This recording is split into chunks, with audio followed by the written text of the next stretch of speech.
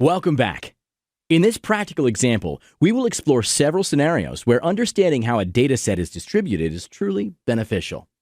We will examine different data samples which follow a normal, a student's t, and a Poisson distribution. Furthermore, we will analyze instances of exponential and binomial data to help us appreciate the elegant statistics these distributions possess. Let's begin. Imagine you are working as a head project manager for one of the most renowned companies in the world of video games, EA Games. Your various responsibilities include supervising the development and release of the 2018 edition of the soccer game titled FIFA 19. Above all else, you need to ensure the game is well-rounded and provides a genuinely enjoyable experience for all the customers. The game has a professional competitive scene, so it needs to be balanced. By balanced, we mean that no team or individual player should invariably be a preferred option, regardless of the opposition. Therefore, we expect to have an equal number of good players and poor players in the game. Let's see if that's the case. We provided you with access to a dataset containing the stats for each individual player in FIFA 19. So let's have a closer look. You can use Microsoft Excel to open the FIFA 19 file accompanying this lecture. To begin with, examine the overall column. It represents the quality of a player in their natural position on a scale from 1 to 100. This value is a sort of weighted average of the many individual stats each player has.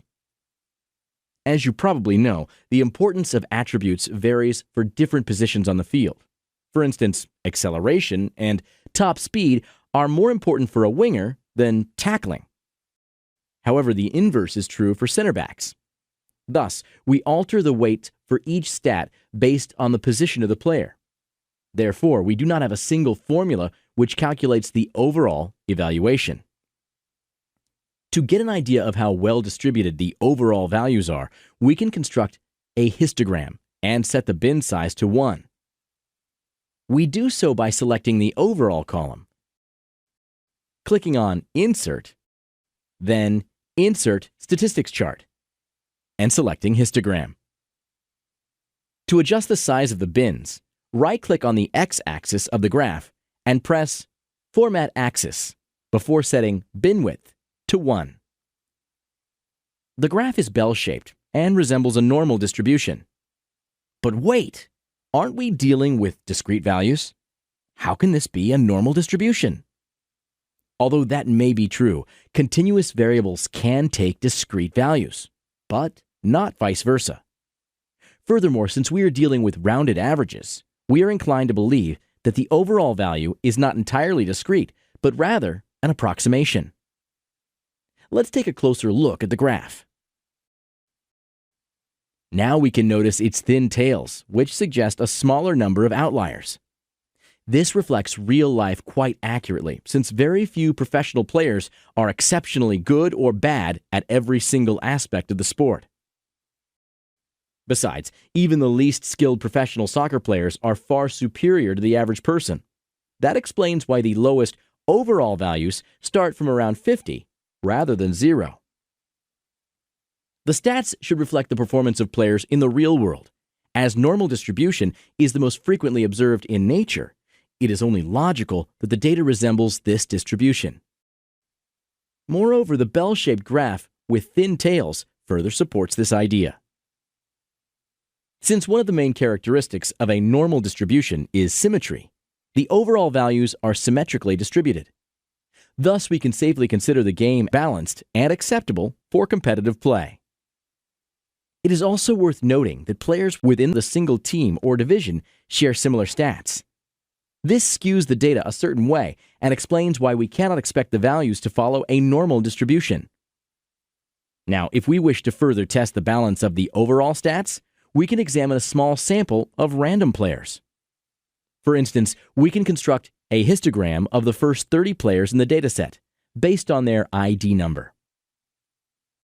Since our data is limited, we need to adjust the size of the bins. Otherwise, it is possible for each value to occur only once or twice. That would result in many bins of 1 or 2 and make the histogram redundant. If we adjust the bin size to 3, we will see that the graph slightly resembles a normal distribution. However, we will also notice the fatter tails.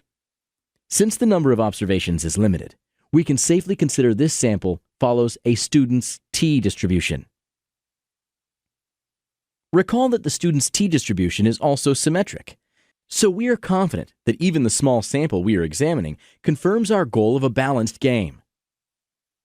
Before we move on to other aspects of the development of the game, let's explore how a single stat is distributed among the players in the game. Take the shot power column, for example. If we construct a histogram and set the bin size to 1, we will see a distribution with 2 peaks.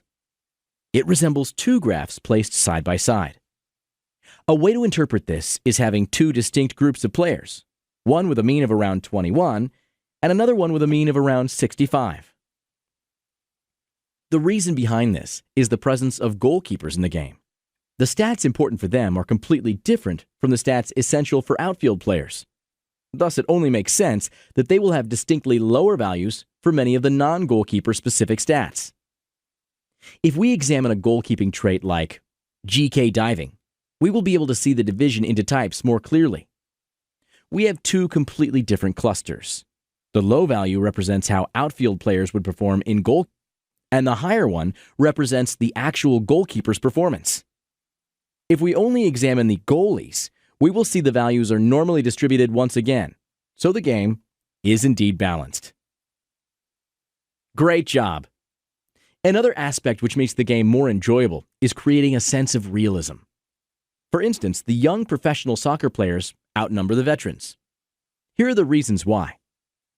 First, a significant number of promising young players suffer bad injuries, which significantly slow down their progress or even halt it altogether.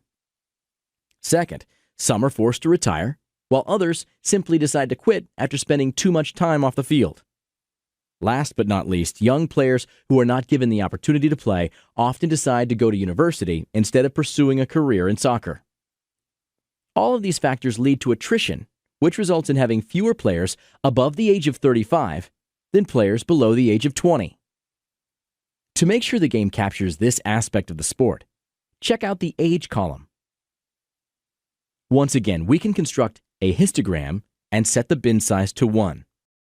We already demonstrated how to do this for the overall column, so just follow the same steps.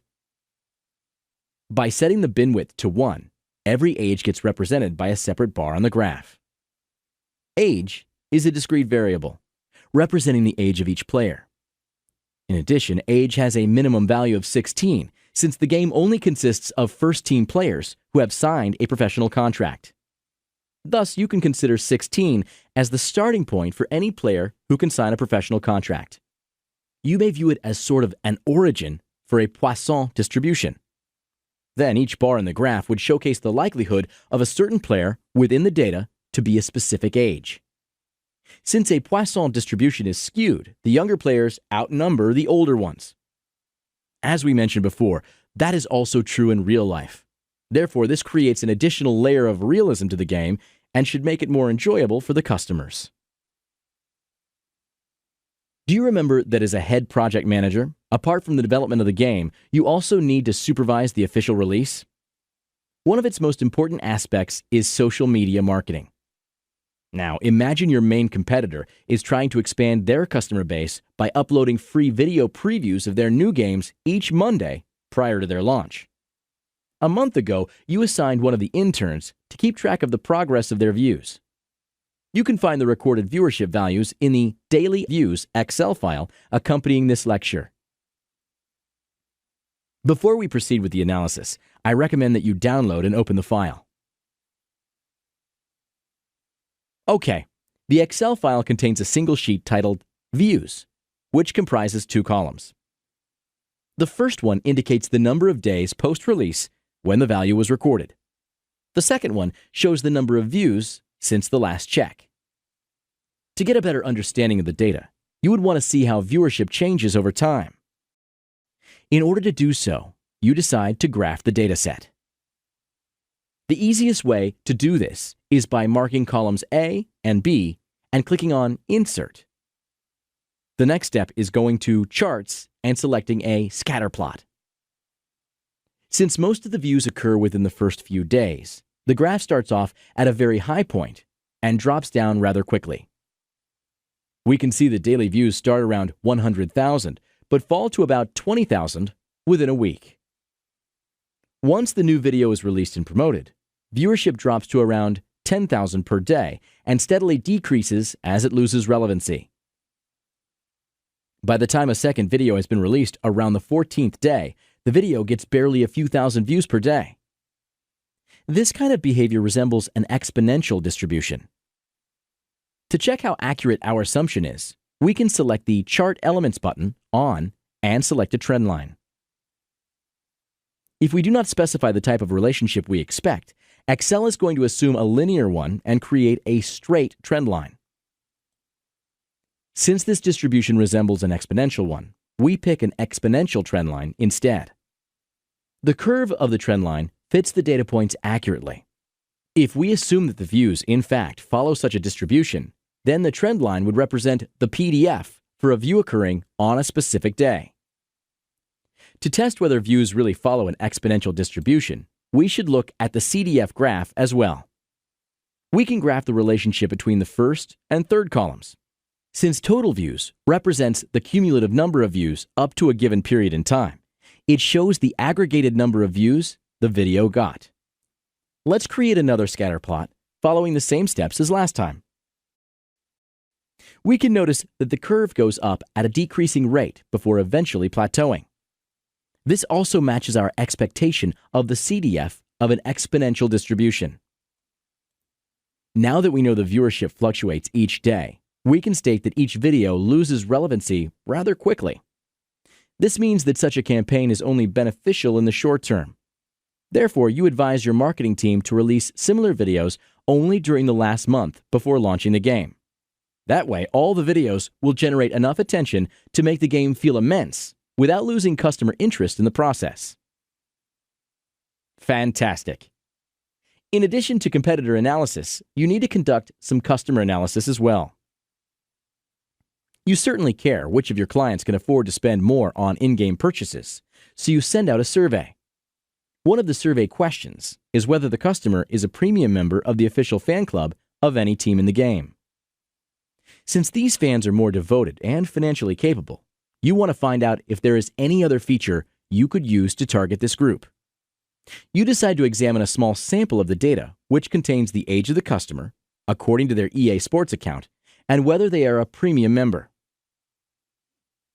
This data is stored in the customer's membership Excel file accompanying this lecture. After opening the file, we see two columns, one with numeric values and the other one with ones and zeros. The first column represents the age of the customer. The second one shows whether they are a member or not. If the customer is also a member of the fan club, we put 1 in the second column. Alternatively, if they are not, we write down a 0. Now, if we construct the scatter plot, we are going to see that most people under the age of 34 don't have a membership, whilst most people over the age of 34 do. Of course, there are exceptions to this rule, which is normal when we are dealing with real-world data. That being said, the data looks like it follows a logistic distribution, since the likelihood of having a membership sharply rises after nearing a specific value. In this case, we can think about 34 as the location of the distribution. This leads us to believe that 34 is the approximate age at which customers have already reached financial stability and can afford higher membership fees. This insight suggests we should target customers above the age of 34, since they are more likely to spend more. One way to use this information is to release more expensive Legend FIFA Ultimate Team cards for players who have retired in the past 20 years.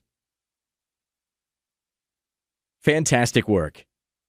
In this lecture, you were able to see numerous examples where knowing how to deal with distributions is truly beneficial. You developed an understanding of the practical aspect of probability and discovered why knowing how the data is distributed can help us make correct business decisions. In the next section of the course, we will further talk about how probability ties into other important fields like finance and data science. See you all there, And thanks for watching.